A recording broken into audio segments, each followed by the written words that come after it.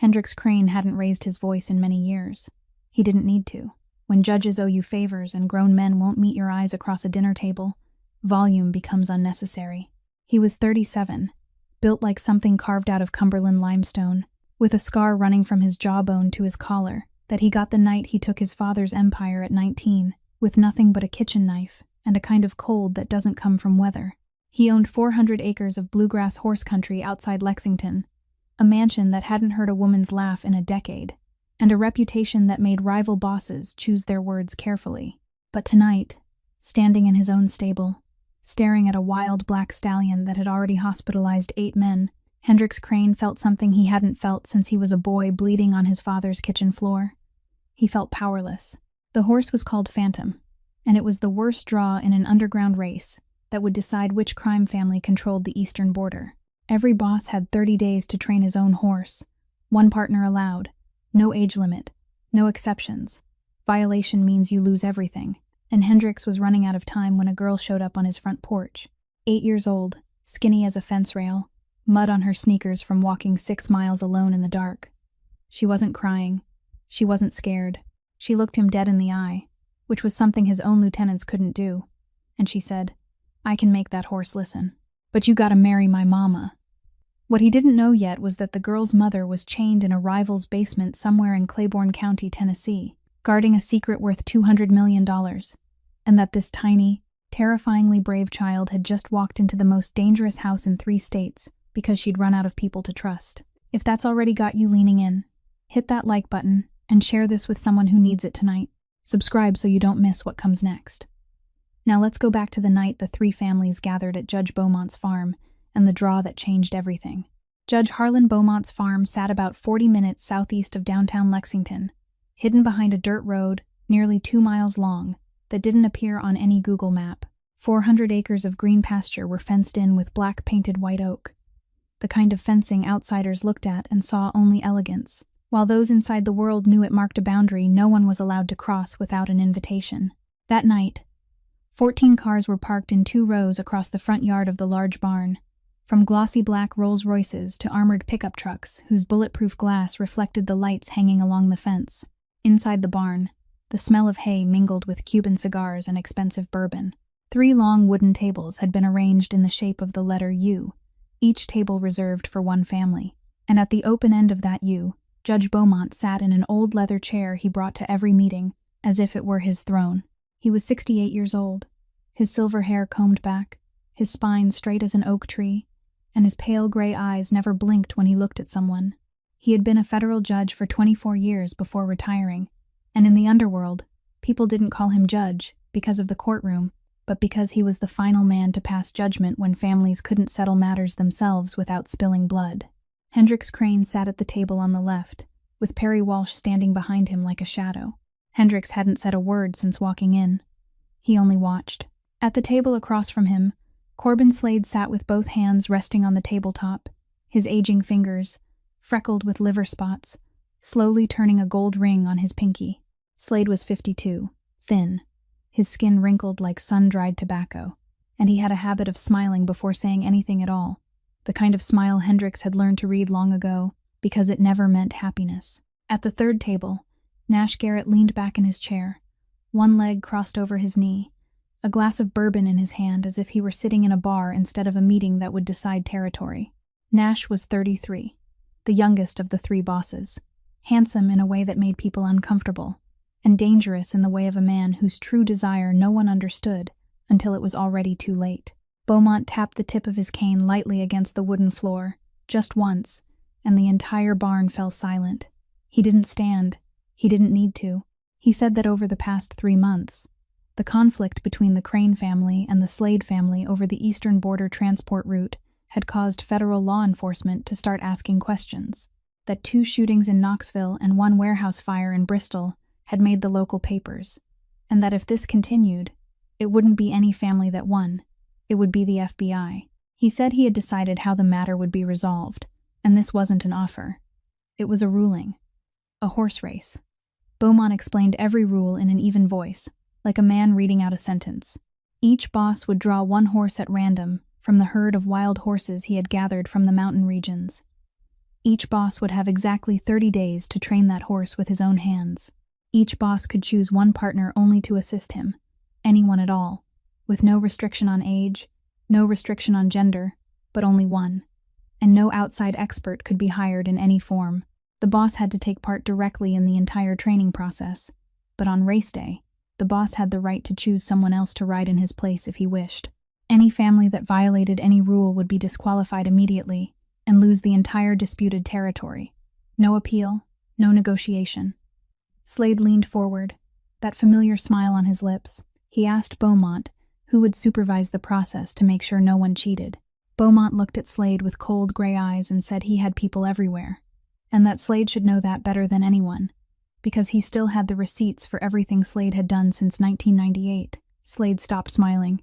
Nash Garrett lifted his bourbon glass as if making a toast, and said exactly one sentence, that he liked horses better than bullets, because at least horses didn't leave shell casings behind for forensics.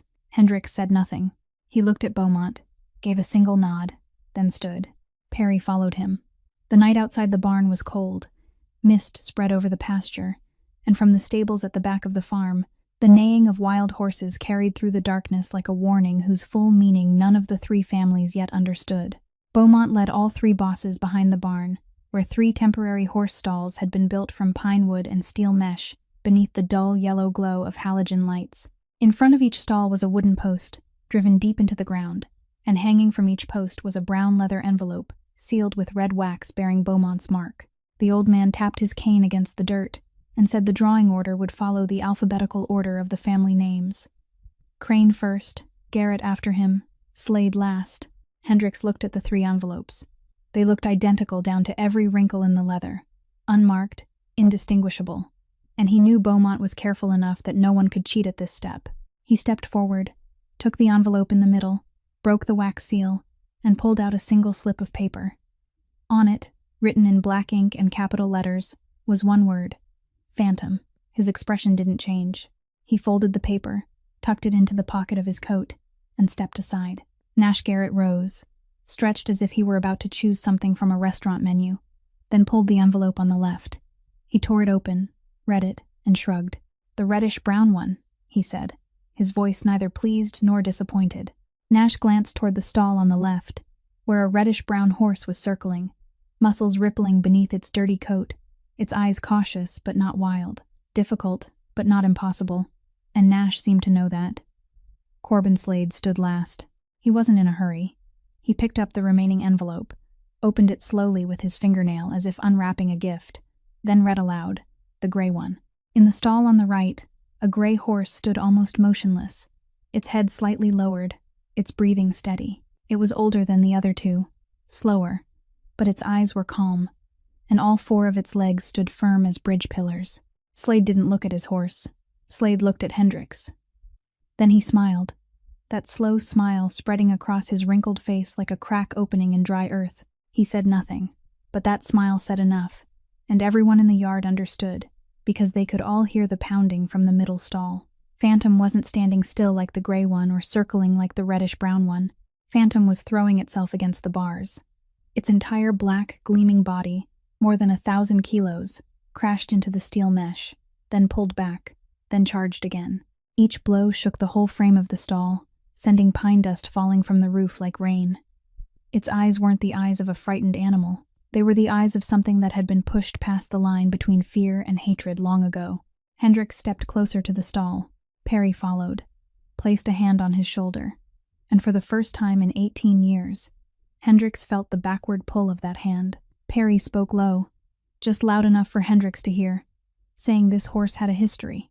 8 people had tried to break it before Beaumont bought it from a bankrupt ranch in the Appalachian Mountains. 8 people, and not one had succeeded.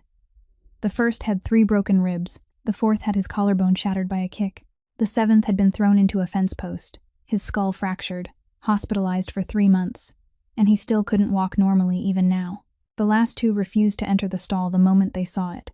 Perry said that among horse trainers in Kentucky, Phantom was nicknamed the Black Coffin, and no sane trainer would agree to work with it anymore. Hendricks stood there, both hands gripping the cold bars, staring at Phantom from less than an arm's length away.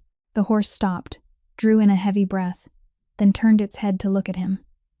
For one moment, everything went silent.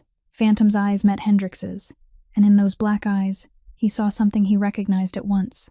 Not savagery, not madness, but the fury of a living creature that had been hurt by human hands too many times and had decided never again.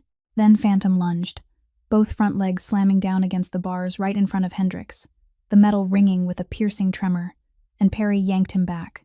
Hendrix said nothing. He turned away, crossed the yard, opened the car door, and slid into the driver's seat. Perry sat in the passenger seat, shut the door, and waited.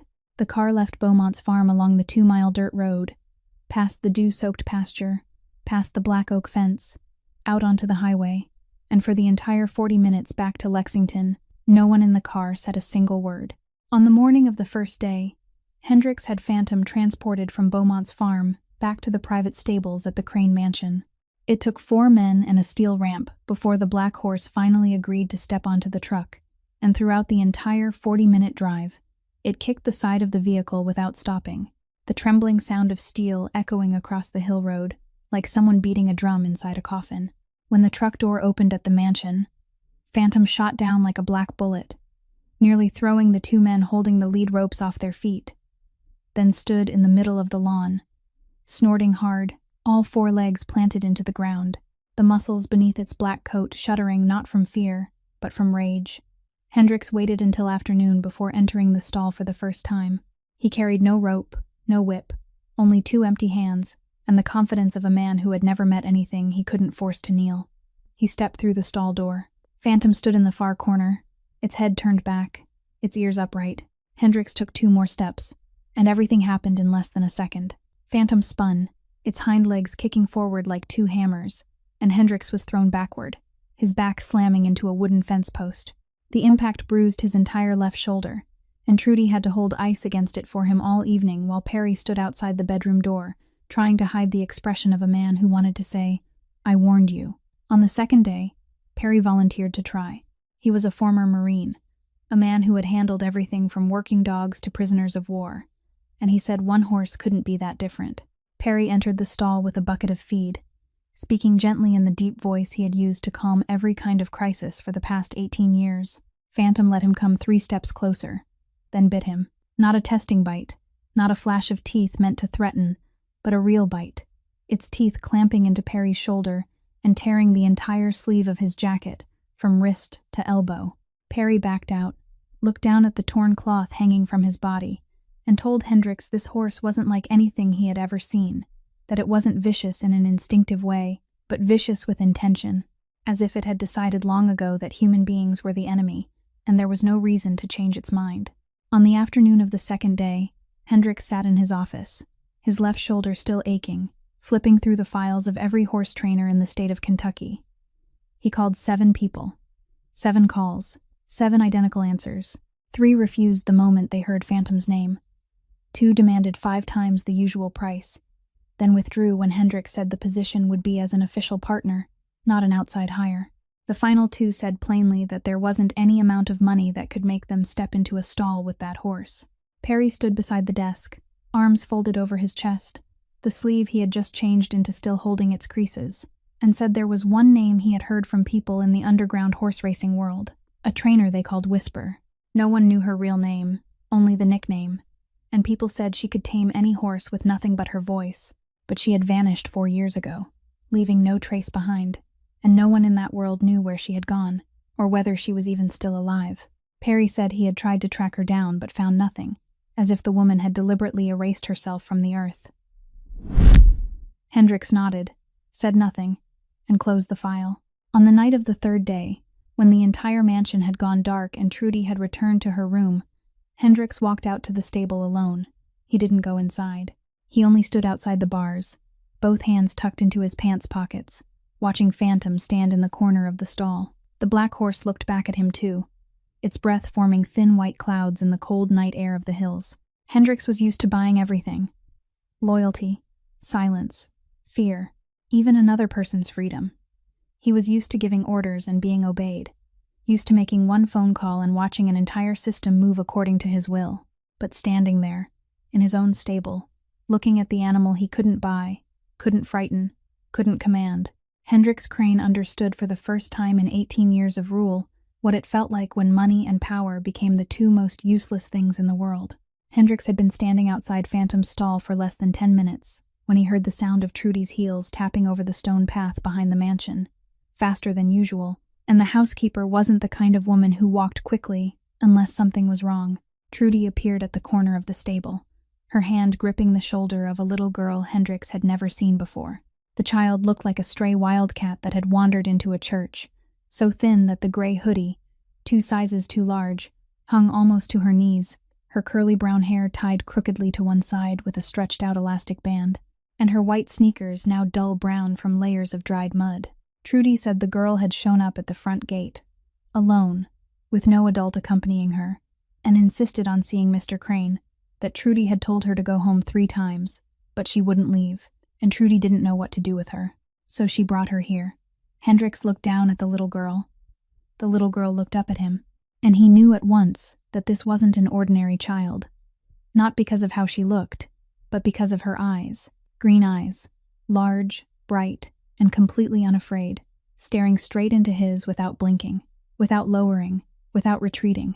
His lieutenants had worked under him for decades, and still didn't dare look at him that way. Hendrix asked the girl what her name was and where she had come from. The girl said her name was Maeve, from a small town on the outskirts of Lexington, 6 miles away. He asked how she had gotten there. The girl said she had walked. He asked who had brought her. The girl said no one. Trudy drew in a sharp breath, and even Hendrix needed nearly 2 seconds to process that information. An 8-year-old child walking 6 miles alone in the dark, along unlit hill roads full of fast-moving trucks, to reach the home of a man she had never met. Hendrix asked where her parents were. Maeve fell silent for the first time since she had appeared. Then she said she had no father, had never had one, and her mother had been taken away 5 weeks earlier. She told it in an even voice, without trembling, without crying, as if she were reading a grocery list. Her mother's name was Lorelei. The 2 of them lived in a trailer park on the outskirts of the town, and after her mother was arrested, Miss Dottie, a 72-year-old neighbor who lived in the trailer next door, took care of her. But last week Miss Dottie fell and broke her hip and had to be hospitalized. No one came to replace her, and Maeve managed the last few days on the peanut butter left in the cupboard and tap water. She had heard people at the town grocery store talking about the horse race, about Mr. Crane needing someone to tame a wild horse no one could tame, and she had decided to find him. Hendrix asked why. Maeve said because she knew that horse. Hendrix folded his arms. The girl said the black horse named Phantom had once belonged to a ranch in the eastern mountains, and people had used an electric prod to force it to run, beaten it every time it didn't obey, and her mother had once tried to buy it but didn't have enough money. The girl said Phantom wasn't an evil horse. It was a horse that had been betrayed by human beings too many times, so it had decided not to trust anyone anymore, and the only way to make it listen wasn't to force it to submit, but to make it choose to trust on its own. Hendrix looked at the girl, then looked toward Phantom's stall. He asked who had taught her those things. "My mama," Maeve said, and for the first time, her voice trembled slightly at the end of the sentence. "My mama could gentle any horse." Hendrix asked what the girl wanted. Maeve took a deep breath, straightened her back, lifted her head, and said she would help him tame Phantom. She would teach him everything her mother had taught her. But he had to promise one thing. He had to marry her mother. Trudy nearly dropped the ring of keys in her hand. Hendrix didn't react for 3 seconds, which was the longest amount of time Perry had ever seen his boss need to process any piece of information. Hendrix asked why marriage. Why not just ask him to save her mother? Maeve looked at him, and she spoke with a calm so deep that it made a 37-year-old man who had once taken up a knife to overthrow his own father stop and listen. She said because if he only saved her, then it would be over, and he would leave. He would forget. He would go back to his life, and her mother would be alone again, running again, hiding again. But if he married her, then he would have to stay. If they were married, her mama would have his name, and no one would dare touch someone who carried his name anymore. After saying that, the little girl stood there, both small hands gripping the 2 sides of her hoodie strings, watching him as she waited for an answer. And Hendrix Crane, the man who controlled an underground empire across 3 states through silence, didn't know for the first time in his life how to answer an 8-year-old child like that. Hendrix didn't answer the little girl right away. He looked at Maeve for a few more seconds, then said one sentence only. Prove it. He turned and walked toward Phantom's stall, and Maeve followed without needing to be invited, her muddy shoes leaving small footprints on the dew-wet grass beside the marks of his leather shoes. Perry walked behind them, one hand hovering near his belt by reflex, because anything involving the black horse had made him wary ever since it had torn his sleeve apart the day before. Hendrix stopped about 4 meters from the stall, placed his hand on the outer wooden fence, and motioned for Maeve to stand beside him. Phantom stood in the far corner of the stall, its back turned to them, head lowered, ears turning constantly like 2 antennas, searching for a signal. The muscles along its spine twitched lightly every time it heard a footstep, and Hendrix could see the old scars on its flank, long, thin, parallel marks, the kind only an electric prod could leave. Maeve didn't enter the stall. She didn't climb over the fence. She only stood there, her small hands gripping the bars, and began to speak, not to Hendrix or Perry, to Phantom. Her voice was low, even, slow, almost less like words than a sound, a soft, unbroken stream flowing out like water dripping from a faucet. Hendrix couldn't make out what she was saying. He was standing less than an arm's length away, and still he only caught broken fragments of words. "It's all right. No one's going to hit you. I know." Phantom didn't react during the first 30 seconds. 40 seconds. 1 minute. Then its ears lowered. Not in the angry way they did when it was preparing to kick or bite, but in a way Hendrix had never seen from this horse before. Soft, dropping to either side of its head, like a child letting its shoulders fall at the sound of its mother's voice. Phantom turned its head. Slowly, step by step, its hooves tapped lightly on the stall floor. Not the violent pounding Hendrix had heard for the past 3 days. It came closer to the bars, each step careful, as if it were walking over broken glass, then stopped right in front of Maeve. It lowered its muzzle, pushed it through the gap between the bars, and stopped less than a handspan from the little girl's hand. Warm breath from its nostrils brushed over the small fingers gripping the iron. Maeve released one hand from the bars, lifted it, and placed her palm against Phantom's nose. The horse that had injured 8 grown men stood still, completely still. It closed its eyes, its breathing slowed, and its nose pressed gently into the little girl's palm, as if that were the only place in the world where it felt safe. Perry stood behind them, his mouth slightly open, both hands hanging at his sides, unable to say anything. Hendrix wasn't looking at the horse. He was looking at the little girl. He looked at the green eyes closing as she leaned her forehead against the bars, and in that small face, he saw the shadow of someone he had never met. Yet somehow that woman was already standing before him through the 8-year-old daughter who had walked 6 miles through the dark. Hendrix drew in a deep breath, and when he let it out, something inside his chest shifted. Not much. Just enough for him to hear his own voice say 3 words he hadn't said to anyone in 18 years of rule. "Fine. I agree." Maeve opened her eyes, turned back to look at him, and for the first time since she had appeared on the doorstep, Hendrix saw in those eyes not the hard calculation of someone too old for her age, but the relief of an 8-year-old child who had just wagered everything and hadn't known whether she would win or lose. Hendrix said he would find her mother. He would bring her back. But as for the marriage, he needed to meet her first. Maeve nodded, solemnly, then said in the voice of a child being allowed for the first time in 5 weeks to believe in something, that he would like her mama because her mama was just as stubborn as the black horse. The first training session began early on the morning of the 4th day, while mist still lay white over the pasture, and Phantom stood in the stall, chewing the hay Maeve had set out the night before. The little girl stood outside the fence beside Hendrix and told him the first thing he needed to learn. "Don't look straight into its eyes." Hendrix asked why. Maeve explained that to a horse, looking straight into its eyes was a declaration of war, the way a predator looked at prey before attacking. And Phantom had been looked at that way by human beings too many times before the electric prod came down, so every time someone looked directly at it, it didn't see a person. It saw pain. Hendrix listened, and he understood with his mind, but his body didn't. 18 years of controlling an underground empire by looking people straight in the eye until they looked away first. 18 years of turning his gaze into a weapon wasn't something he could switch off in one morning. He stepped into the stall, trying to look down, trying to look aside, but instinct pulled his eyes up, and his eyes met Phantom's, and the horse spun and kicked backward. The kick missed his hip by less than a handspan, the wind from it cutting across his face. Maeve stood outside, not panicking, not shouting, only saying calmly that he had looked at it again. On the 5th day, Maeve taught him to lower his shoulders.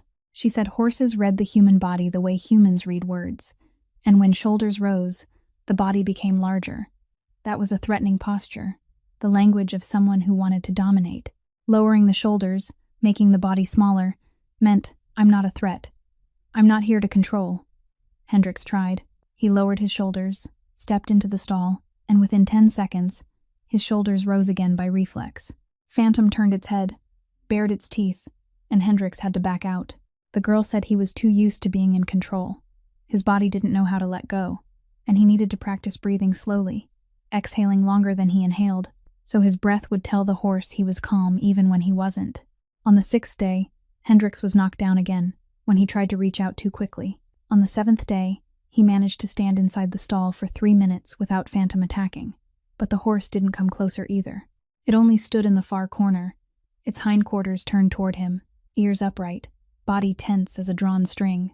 Maeve said that was progress, that turning its hindquarters wasn't contempt, but Phantom testing whether it could stop watching him and see if he would take advantage of the moment it looked away to attack, and if he stayed still long enough, it would understand he wasn't a danger.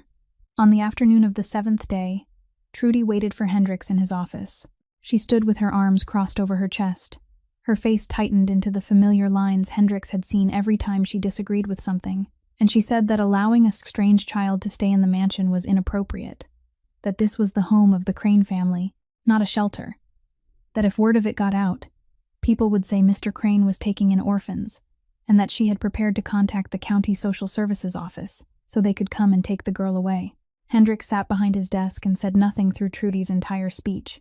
When she finished, he only looked at her, not with anger, not with threat, only with the look anyone who had ever worked for Hendricks Crane knew meant this conversation was over. The decision had been made, and it wasn't hers. Trudy closed her mouth, nodded once, then walked out and shut the door behind her. On the 8th day, Phantom began turning its head back when Hendricks stood in the stall. On the 9th day, it stepped 2 paces closer to him before stopping, its nose sniffing the air around him. Hendricks stood still, shoulders lowered, eyes cast down, breathing slowly, sweat running down his spine because every muscle in his body was screaming at him to raise his shoulders, look it straight in the eyes, reclaim control. But the voice of the 8-year-old girl outside the fence kept reminding him in that steady rhythm, breathe out, go slow, let it decide for itself. On the 10th day, in the afternoon, the sky was heavy with clouds, and wind from the hills carried the smell of wet grass into the stable. Hendricks had been standing in the middle of the stall for 10 minutes, longer than ever before, and Phantom stood less than an arm's length away, its nose slightly lowered, its ears soft and dropped. Then the horse took one more step, and its warm black muzzle touched the back of his hand. Hendricks didn't move. He felt the hot, damp breath spilling over the skin of his hand, and Phantom stood there, not retreating, not baring its teeth, only breathing. He slowly turned his hand over, placed his palm on the bridge of the horse's nose, then moved upward, as slowly as counting heartbeats, until his hand rested on Phantom's neck. The horse's coat was coarse, warm, and he could feel the pulse underneath, fast, but beginning to slow. Maeve stood outside the fence, both hands gripping the bars, and she said nothing, only nodded once, lightly, as if she had just witnessed something she had always known would happen, but still needed to see with her own eyes before she could finally breathe. More than 200 miles southeast of the Crane Mansion, in the basement of an abandoned farm in Claiborne County, Tennessee, Lorelei Voss lay curled on the cold concrete floor and counted the cracks in the ceiling to keep her mind from collapsing. She had been here for over 5 weeks now. She knew because she had counted the times the light seeping through the gap beneath the steel door at the top of the stairs changed from gray to black and then back to gray again, 37 times, more than 5 weeks. They didn't beat her. Corbin Slade didn't need to beat her. He used another method, slower, more patient, more cruel. He starved her. On the first day, 1 meal. On the second day, half a meal. On the third day, nothing. Then 1 meal again. Then nothing again. With no pattern, no schedule, just enough to keep her body from dying, but enough to wear her will down layer by layer like water dripping over stone.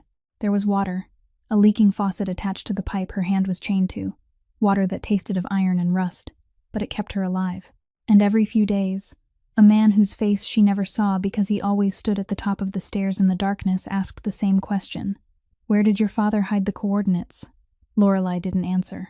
Not because she was brave, though she was brave, but because she knew that the moment she opened her mouth would be the moment she became useless, and useless people didn't need to be kept alive. She lay on the concrete floor, looking at the ceiling, and let her mind drift to places concrete and iron chains couldn't reach. She thought of her father, Orla Voss. He was the man the underground horse racing world of Appalachia called the Golden Hand, a legendary trainer who could turn any nameless horse into a track champion. But that was only the shell. Beneath the trainer's shell, Orla Voss was a transporter. He carried goods for underground families in horse trucks, 18-wheel vehicles with hidden compartments beneath the floor that no checkpoint ever suspected, because who would ever inspect a truck carrying racehorses? And he had done that work for 20 years for many families, including the Crane family back when Hendrix's father was still in power. 4 years ago, Corbin Slade came to her father with a demand to hand over the entire transport route exclusively to the Slade family. Her father refused. He said he was a neutral transporter, that he belonged to no one, and that the day he chose a side would be the day he died. He was right. 2 weeks later, his truck overturned on a mountain pass in the Cumberland Mountains. The police recorded it as an accident caused by losing control of the vehicle. Lorelei knew it wasn't an accident because her father had driven that road thousands of times over 20 years, and he could have driven every curve with his eyes closed. But before he died, Orla Voss had done one thing no one but Lorelei knew about. He hid the coordinates to the archive vault, a secret facility containing the complete records of every underground transaction made by every family across the 30 years he had transported for them. Names, dates, quantities, routes, everything. The kind of information that could let whoever possessed it control or destroy the entire Eastern Underworld, worth an estimated $200 million if sold to the right person, or priceless if used for blackmail. He hid those coordinates by encoding them into documents that only someone who understood horse breeding could read. Horse breeding pedigrees, a sequence of numbers, and breed names that looked to outsiders like ordinary reproduction data. But to Lorelei, whom her father had taught to read pedigrees from the age of 12, contained exact GPS coordinates. He sent those documents to her before he died, hidden inside a handwritten letter tucked into a full-care guidebook he had given Maeve for her 4th birthday. When her father died, Lorelei knew she was the next target. She took Maeve and ran, changed her name to Laura Vane, erased every trace, and hid in a small town in West Virginia, where she worked the night shift at a meat-packing plant. The hands that had once gentled wild horses, now cutting and packaging beef tenderloin on an assembly line for 12 hours at a time. She lived like that for 4 years. 4 years without touching a horse, without going near a track, without telling anyone about her past. Maeve grew up in a trailer park, knowing the smell of industrial grease on her mother's hands every night when her mother came home. And though Lorelei never brought her daughter near horses again, she still couldn't stop teaching her what she knew.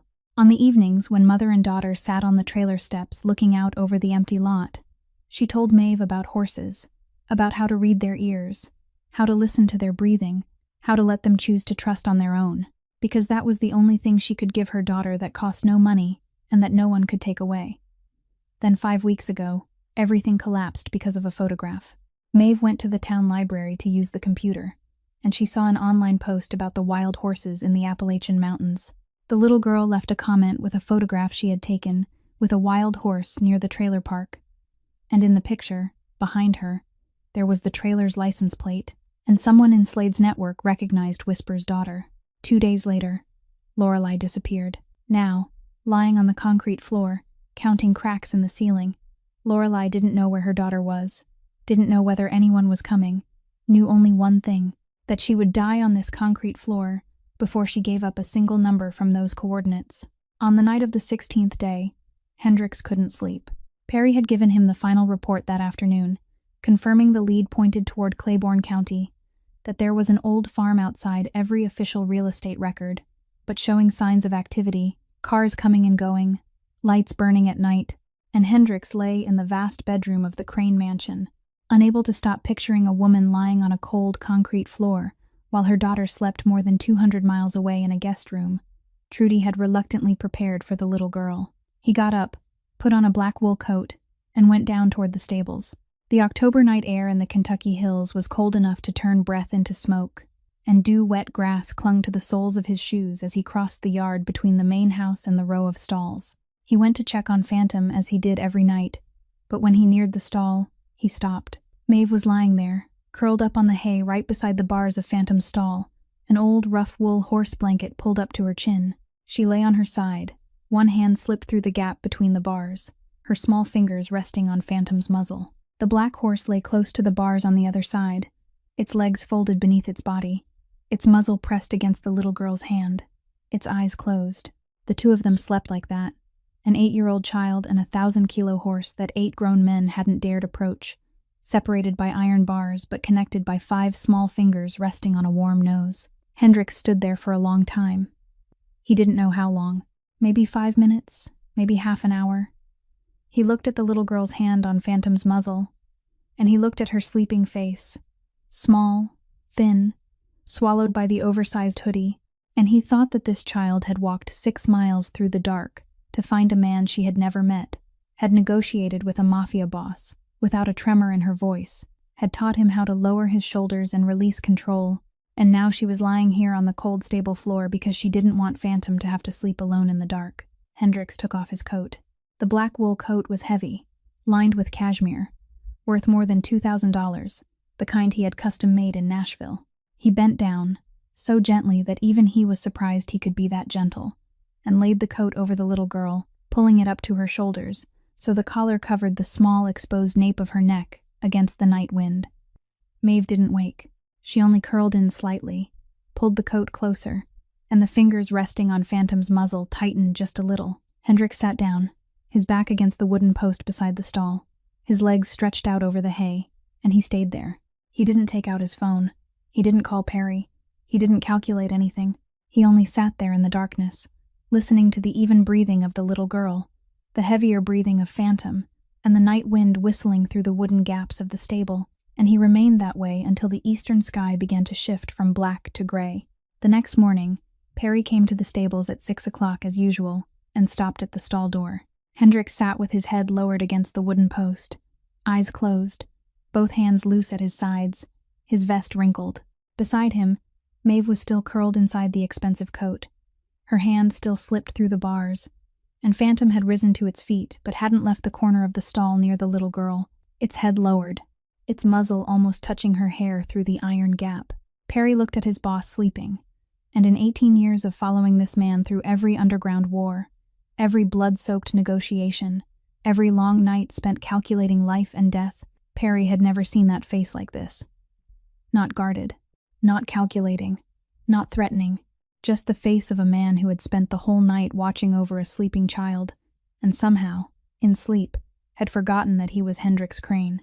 On the morning of the 11th day, after Maeve finished the breakfast Trudy had reluctantly prepared, Perry sat down beside the little girl at the kitchen table and asked her about the night her mother was taken. He didn't ask as if he were interrogating her. He asked like an adult sitting over coffee with a child, slowly, gently, letting her tell it in the way she remembered.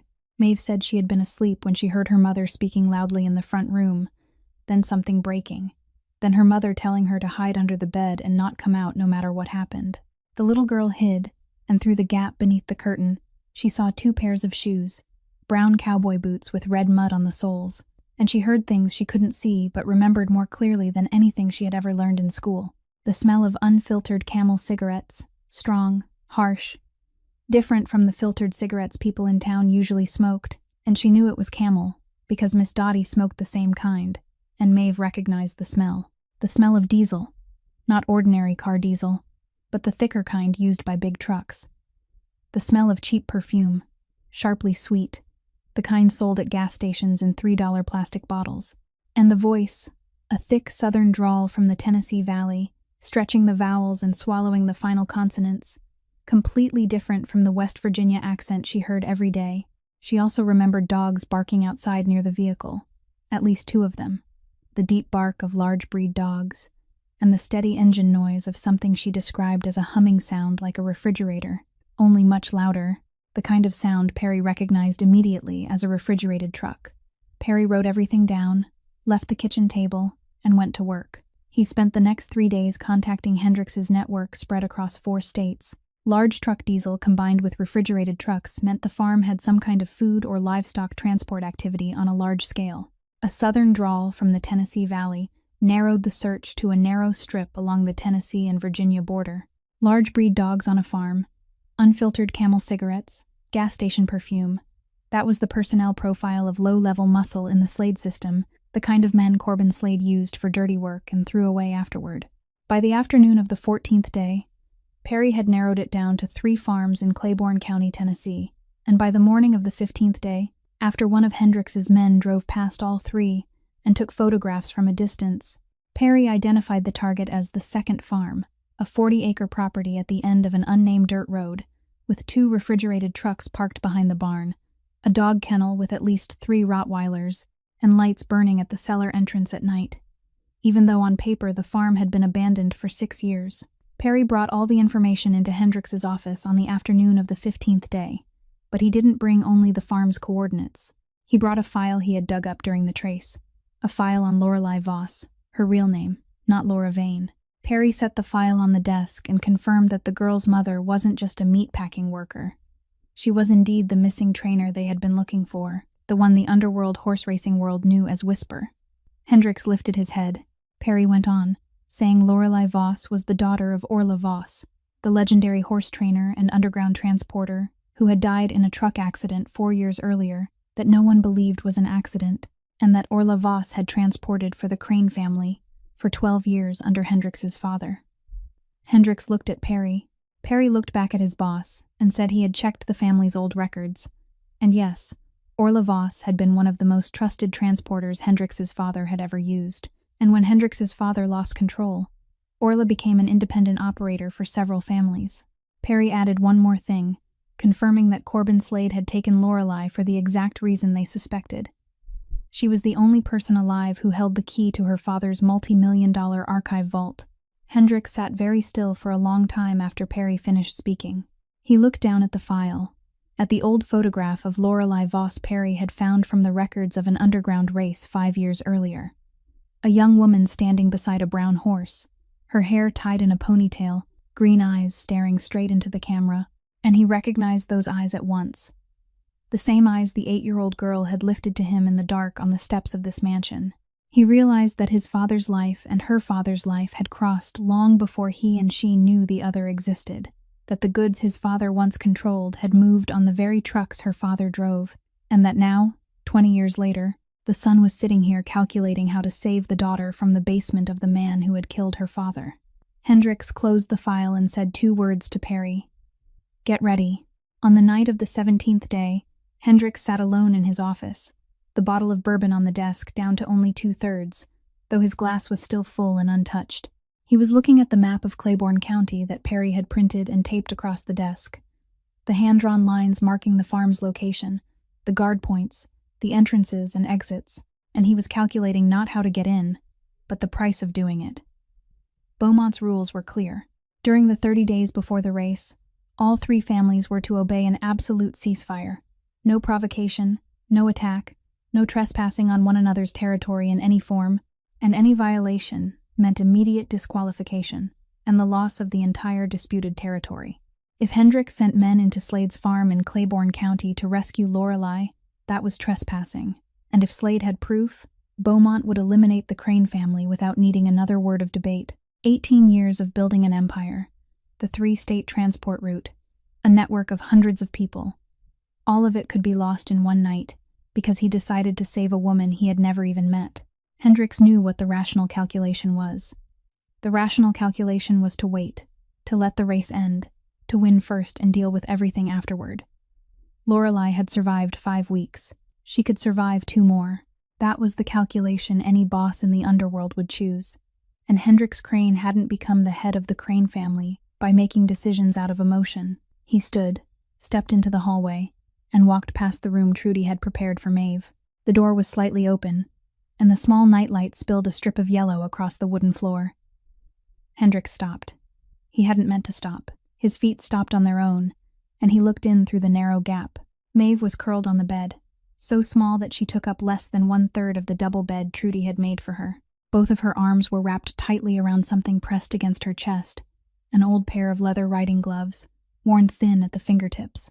The leather faded from sweat and time, and Hendricks recognized them as the only thing the little girl had carried with her when she walked 6 miles to this mansion, the only thing left of her mother that she could still touch. She slept holding them as if she were holding a person. Hendricks stood there, watching the little girl hold the old gloves of the mother, lying on a concrete floor more than 200 miles away, and the rational calculation in his head, the cold, precise calculation that had kept him alive for 18 years in the underworld, died at the threshold of an 8-year-old child's bedroom. He returned to the office. Perry was sitting there waiting, because Perry always waited, and when Hendricks stepped inside, Perry looked at his boss's face and knew at once that the decision had been made, not by his head, but by something else. Something Perry had thought Hendricks Crane no longer possessed. Hendricks spoke briefly. Tomorrow night, 2 men, no army, no heavy firepower. We get in with strategy and get out with speed. Slade is holding her illegally for extortion. Even if things get loud, he won't dare complain to Beaumont and risk exposing his own dirty hands. Perry nodded and asked only one question. What if it isn't clean? Hendricks didn't answer. He opened the desk drawer, took out a handgun, checked the magazine, chambered around, and tucked it into the back of his waistband. Then he went to the door, stopped in the hallway, and looked once more toward Maeve's room. Perry stepped out behind his boss, and in the dark hallway, he saw Hendricks standing there, looking toward the half-open door.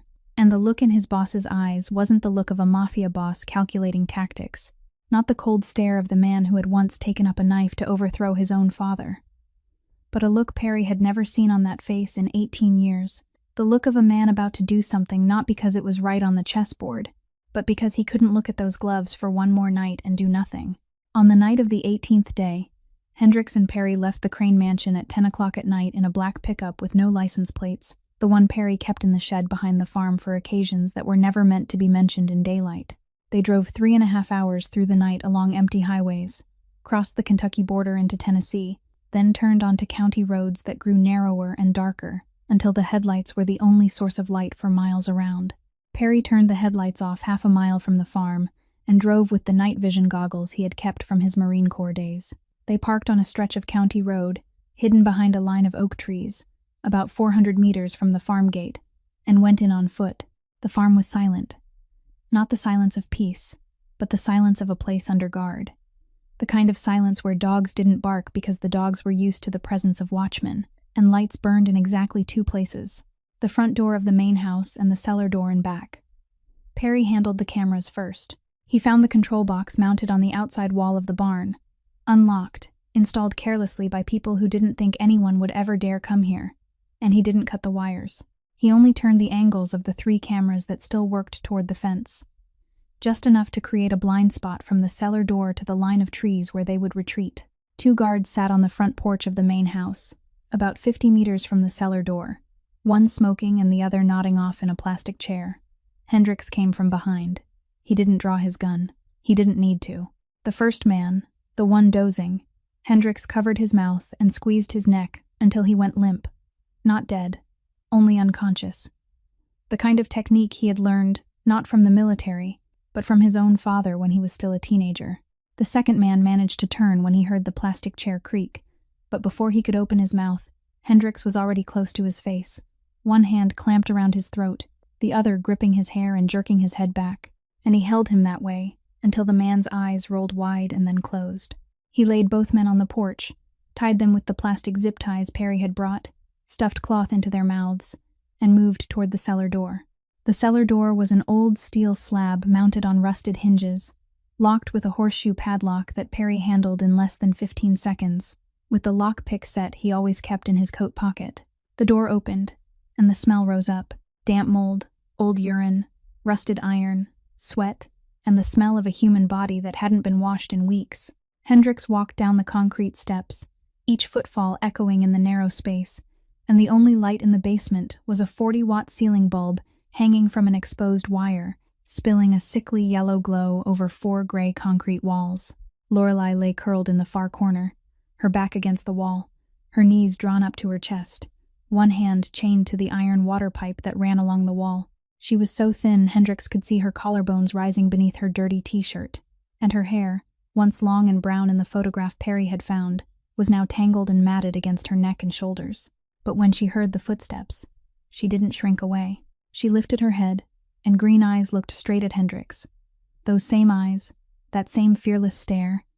And she said in a voice hoarse from many days of silence but still hard as iron, "Tell him to find it himself. I'll die before I talk." Hendrix stopped at the foot of the stairs.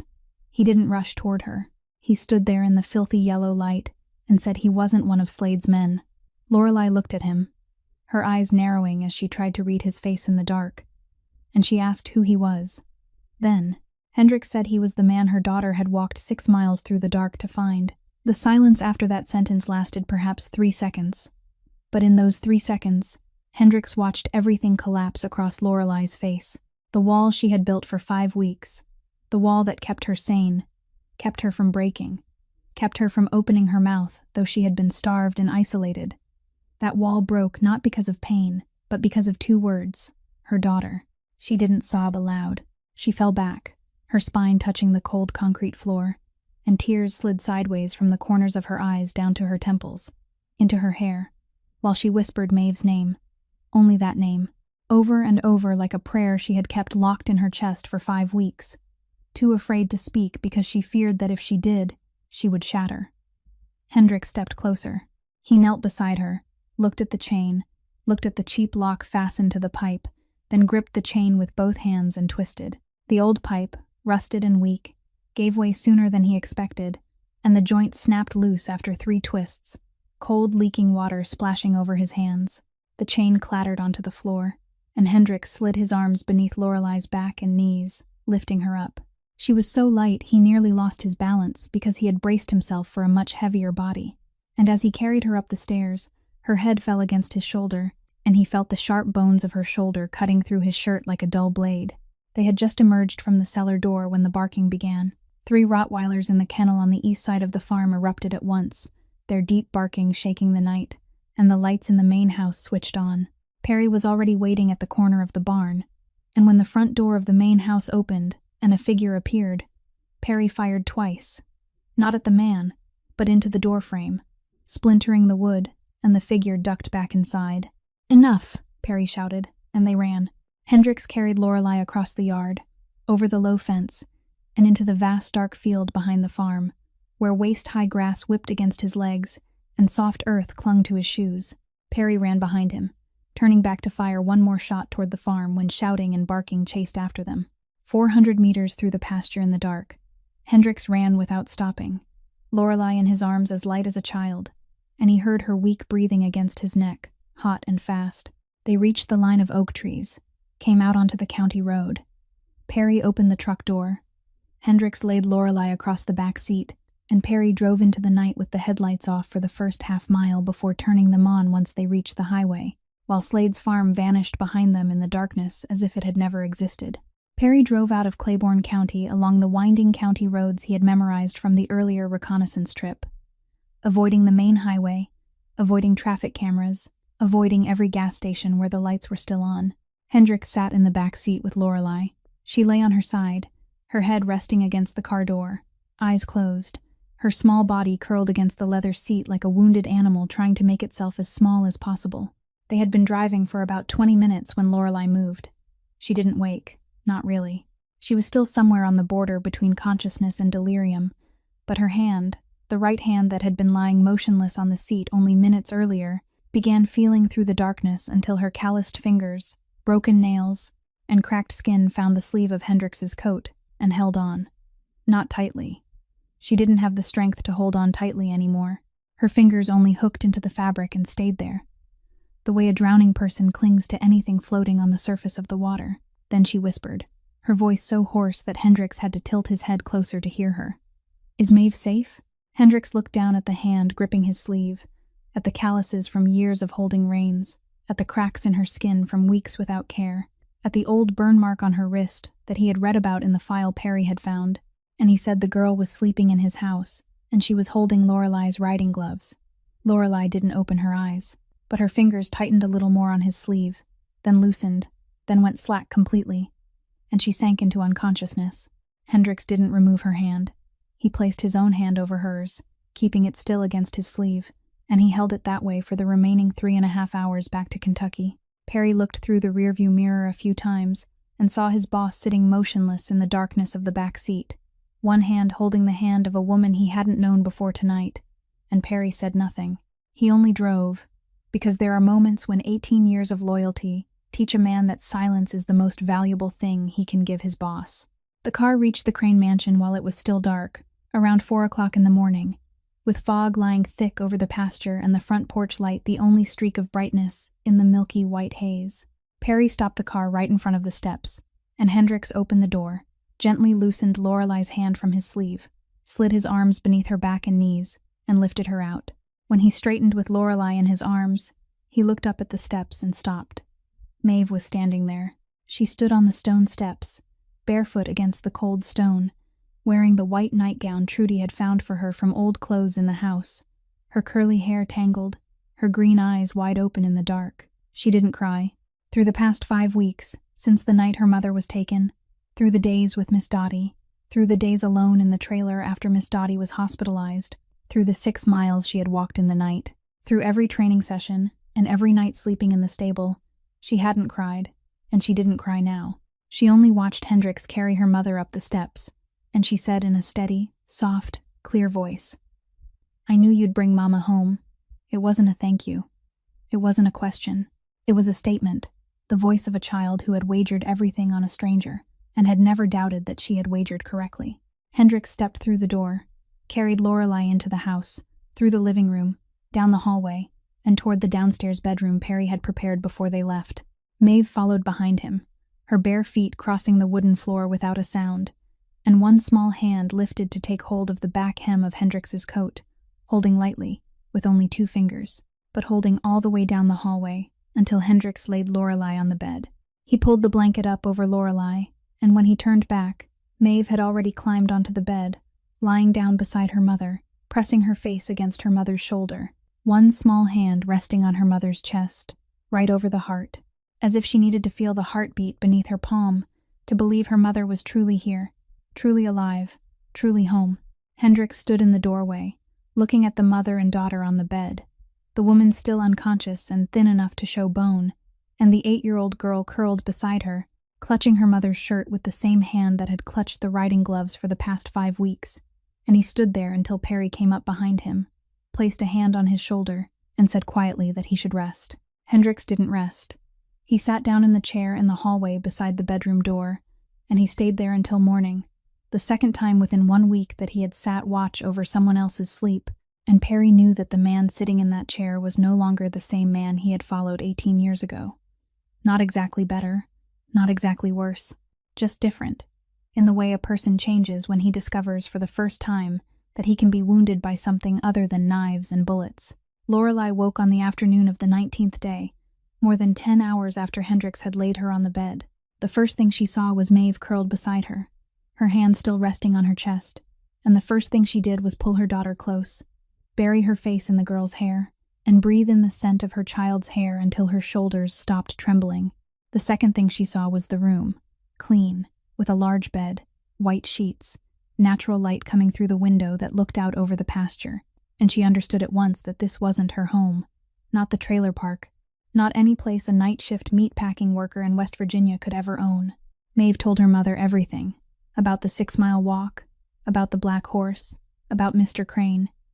And when Maeve finished, Lorelei stayed silent for a very long time before asking her daughter a single question.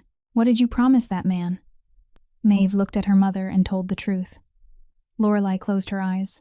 On the 20th day, Lorelei was strong enough to get out of bed, and the first meeting between her and Hendricks took place in the kitchen while she was drinking the cup of warm water Trudy had set on the table. Hendricks walked in, stopped at the kitchen doorway when he saw her sitting there, and for one moment, Lorelei's green eyes met his for the first time in daylight, not beneath the filthy yellow light of the basement, not in the darkness of the back seat, but in the morning light pouring through the kitchen window. And Hendricks saw her face clearly, thin, her cheekbones sharp, the bruise at her temple already turning yellow, her lips cracked, but her eyes fully alive, fully alert, and completely unwilling to trust him. She set the cup down and said she thanked him for getting her out of there. But she knew who he was. She knew the Crane family. She knew her father had once transported for his father, and she said he was exactly like the men who had killed her father. The same kind of man, the same world, the same way of treating human lives like pieces on a board. Hendricks stood at the kitchen door, not stepping inside, not sitting down, and he didn't argue. He didn't say he was different. He didn't explain. He only said he wasn't a good man. He had never claimed to be a good man. But he kept his promises. Lorelei looked at him for a few more seconds, then turned away and drank her water, and the conversation ended there. In the days that followed, Lorelei kept her distance from Hendricks, as if he were a flame she had been burned by too many times to approach. She communicated only through Maeve, asked only what was necessary, and spent most of her time in her room or sitting on the porch looking out over the pasture with the faraway eyes of someone deciding whether she should run or stay. But she watched. She watched Hendricks with Maeve without letting him know she was looking. She saw him sit at the kitchen table in the morning, cutting Maeve's sandwich, and he cut it diagonally, into 2 triangles, because Maeve liked triangles more than rectangles, and he knew that because he had asked the girl on the 5th day, and had remembered ever since. She saw him go out to the stable every evening to train with Phantom, and before he went, he always stopped to take that expensive black wool coat and drape it over Maeve's shoulders when the girl sat outside the fence watching, without saying anything, without making a spectacle of it, just covering her and walking on as if it were something he had done all his life. She saw him sitting flat on the stable floor, his back against a wooden post, while Maeve stood in front of him, lecturing him about how to read a horse's ears and how to tell the difference between a breath of fear and a breath of anger. And he listened, truly listened, not the way adults pretend to listen to children, but the way a person listens when he is learning from someone he respects, even if that someone only came a little higher than his knee. By the 23rd day, the crack inside Lorelei had widened enough that she could no longer pretend it wasn't there. That afternoon, while Hendricks was standing in the stall with Phantom, she stepped off the porch, crossed the lawn, and stood outside the stable fence. He looked at her. She didn't look at him. She looked at Phantom, and she began to speak, her voice low, even, slow. The same kind of voice Maeve had used on the first night, but deeper, more seasoned, the voice of someone who had spoken to hundreds of horses before this one. Whisper. Hendricks heard that voice, and he felt the change in Phantom immediately. The horse, standing 2 steps away from him, suddenly went still, its ears dropping softly, its eyes half closing, its body loosening as if that voice were an invisible hand placed over its entire nervous system, pressing the switch to turn it off. Lorelei didn't enter the stall. Her body wasn't strong enough yet, but she stood outside the fence and guided Hendricks through every detail. Step a little to the left. Lower your hand more slowly. Don't touch its neck. Touch the shoulder first. Let it hear your breathing. And Hendricks, the man who hadn't taken orders from anyone since he was 19, followed every word.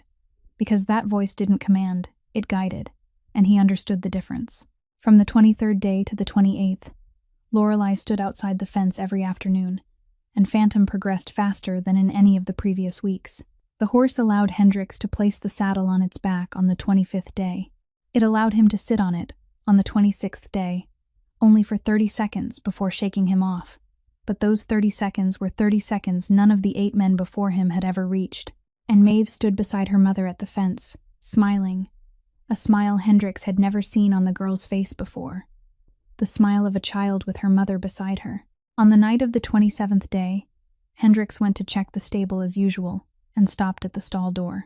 Lorelei was standing inside, her forehead resting against Phantom's neck, both arms wrapped around the horse, and she was crying, not aloud. Her shoulders trembled, but no sound escaped her, as if she had become used to crying where no one could hear, as if years of constant fear and 5 weeks in a basement had taught her how to turn tears invisible. Phantom stood still, head lowered, warm breath spilling into her hair, and the horse that had injured 8 grown men with its kicks didn't move at all while this woman cried against its neck. Hendricks stood outside the stall door. He didn't step in. He didn't say anything. He only stood there, his back against the doorframe, his eyes turned toward the dark pasture, and kept watch for her, the way he had kept watch over Maeve on the cold night, the way he had sat in the hallway while mother and daughter slept, not because anyone had asked him to, but because he had discovered that standing guard over someone else was the only thing in 18 years of rule that made him feel as if he was doing something that truly mattered. On the 30th night, Beaumont's farm blazed with light like a secret stadium in the heart of the Kentucky pastureland. Dozens of cars were parked along both sides of the 1-mile racecourse, their headlights turned on, casting 2 long bands of white light across the pasture, into the sparse woods, then back again toward the starting point. Hendricks had refused to leave Lorelei and Maeve behind at the mansion where Slade's remaining men might find them, so Perry had quietly brought them along, keeping mother and daughter heavily guarded in a secure, shadowed vantage point near the track. Hundreds of people from the underworld across the east had poured in, standing along the fence, sitting on hoods, leaning against pickup beds, and the air was heavy with the smell of cigars, bourbon, and the waiting silence of people who had wagered far more than money.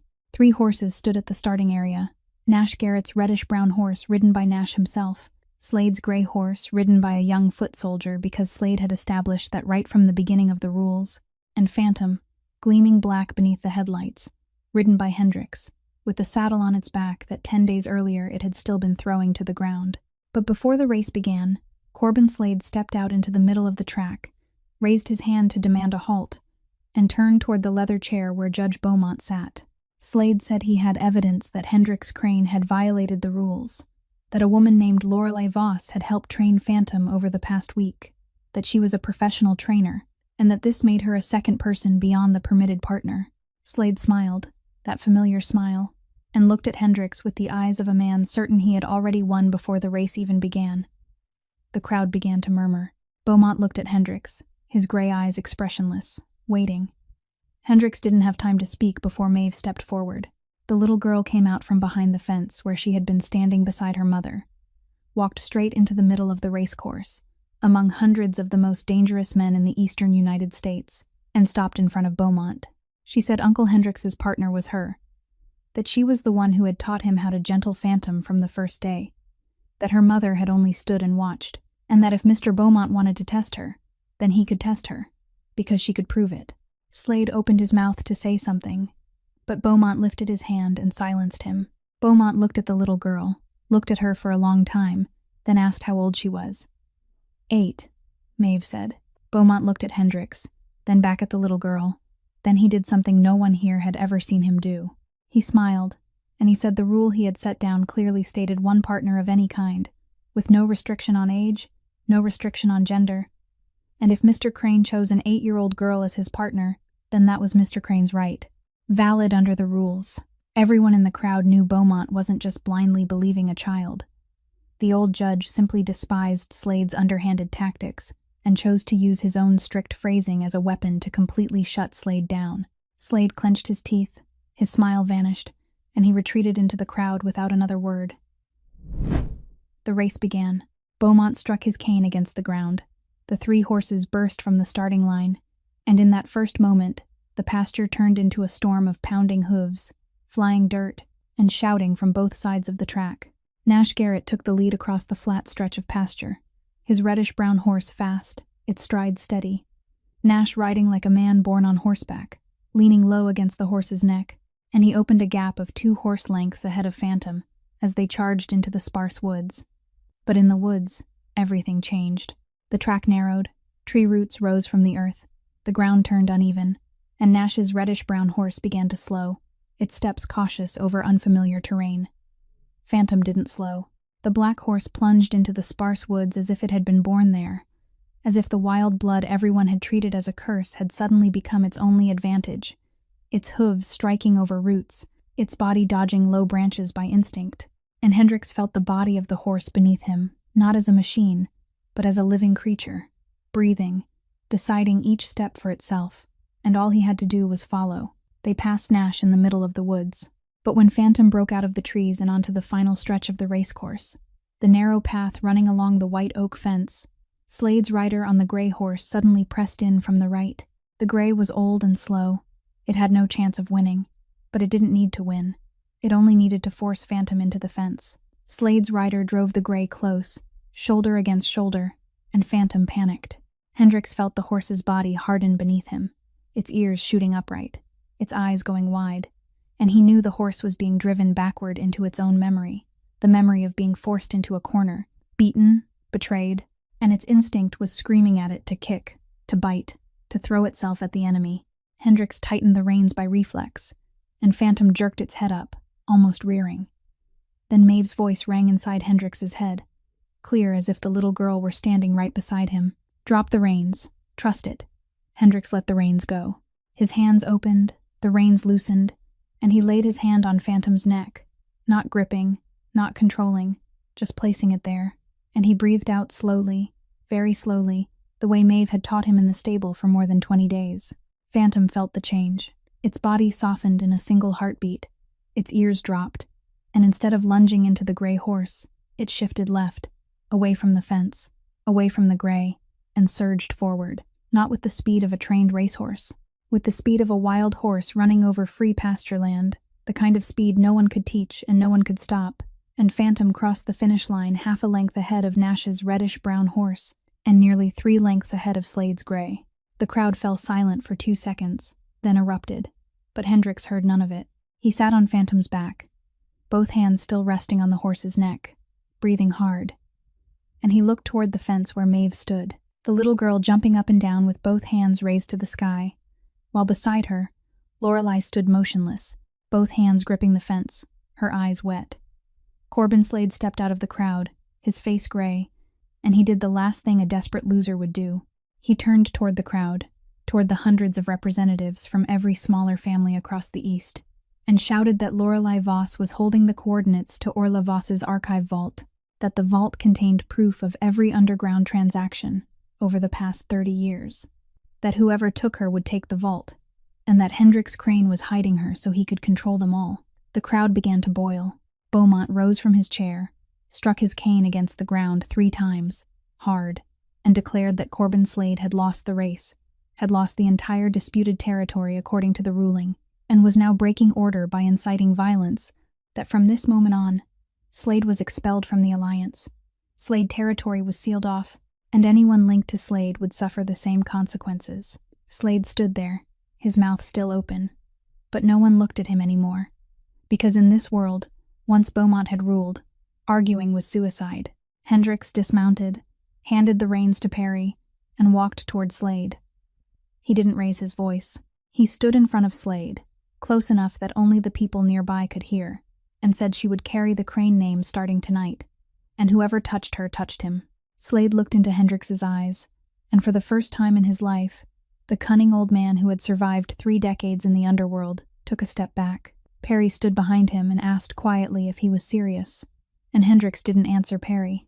He turned around, and his eyes searched for Lorelei in the crowd. She stood by the fence, her hand resting on Maeve's shoulder, and she looked at him. For the first time since she had awakened inside the Crane mansion, those green eyes looked at him with no wall between them, no suspicion, no calculation, no judgment, only looking, and in that gaze was something Hendrix had no word to name, but felt more clearly than anything he had ever felt in all 37 years of his life. The next morning, the Crane mansion was quiet in a way it had never been quiet before. Not the silence of tension or threat, but the stillness of a place where, for the first time in a very long while, more than one person had awakened beneath its roof. Perry called early in the morning to confirm that Slade had withdrawn all of his men from the border region during the night, that the territory had been sealed off under Beaumont's order, and that no one in their world dared contact him anymore.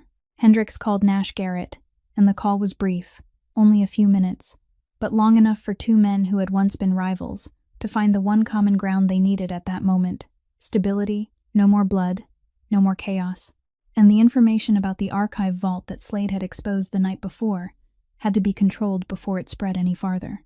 Nash agreed, not because he was kind, but because he was smart enough to know that aligning with Hendrix Crane right now was more useful than standing against him, and Hendrix was practical enough to accept that. When Hendrix set the phone down and stepped out onto the front porch, Lorelei was already standing there. She wore an old shirt Trudy had found in storage, far too loose for her still thin body, her hair freshly washed and damp, and she was holding a cup of coffee she wasn't drinking, only keeping it in her hands so the warmth could ease the fingers that still trembled faintly every morning. She looked at Hendrix as he came out and spoke plainly, without circling around it, saying she didn't need anyone to protect her, that she had protected herself and her daughter since her father passed away, without any family, without any man, and that his declaring she carried the Crane name in front of hundreds of people last night without asking her was exactly the behavior of the kind of man she had spent her whole life running from. Hendricks leaned against the porch post, arms folded across his chest, and he listened until she had said everything. Then he said he knew she didn't need anyone to protect her, that a woman who could lie on a concrete floor for 5 weeks without opening her mouth to say a single word didn't need anyone in this world to protect her. But she didn't have to protect herself alone anymore. Lorelei fell silent, looking out over the pasture, then asked what he wanted from her. The archive vault. Wasn't it? The coordinates? Wasn't it? $200 million? Wasn't it? That was why he had saved her? Why he had declared she carried the Crane name? Because of the vault. Hendricks looked at her, and he said no. Not because of the vault, but because the girl deserved a place where she didn't have to walk 6 miles through the dark to beg a stranger to save her mother. Lorelei said nothing for a while. She looked down at the cup of coffee in her hands, then asked, her voice lighter, less sharp, almost soft. What about the marriage? Then, the girl asked you to marry me. Do you actually intend to do it? Hendricks didn't answer directly. He looked out over the pasture, where the morning mist still lay white over the grass, and he said the coffee in this house was terrible. Lorelei looked at him, and for the first time since waking inside this mansion, something changed on her face. Not a smile, not yet, but a softening of the lines that had hardened through her long history of evasion, and she said she could make it. That wasn't an answer to the question about coffee. They both knew that. They stood on the porch without saying anything else, and both of them looked out over the pasture. Maeve was out there. No one knew when she had gotten up, and she was leading Phantom through the dew-wet grass. The black horse that had once injured 8 grown men followed behind the girl like a great shadow, head lowered, steps gentle, its muzzle almost touching her shoulder, and every so often Maeve turned back and said something to it that no one could hear from this distance, but Phantom snorted and shook its head as if it understood. Then Maeve turned and looked toward the porch, looked at her mother standing beside Hendricks, and she smiled. The first smile in 5 weeks, the smile of an 8-year-old child who had found her mother again, gentled a horse the whole world had given up on, and walked into the home of the most dangerous stranger in 3 states, only to turn it into a place she could call home. Hendricks looked at the girl smiling. Then he looked at Lorelei, and Lorelei looked at her daughter. And on the steps of the Crane mansion that morning, between the smell of bad coffee and the scent of dew-wet grass, no one spoke any grand words. No one promised anything magnificent, but something began, gently and truly, just the way Phantom had begun to trust Hendricks, not because it had been forced, but because it had been allowed to choose, slowly, step by step, until there was no distance left. And that is exactly what this story wants to say to all of us. That true strength doesn't lie in controlling everything, but in learning how to let go and trust.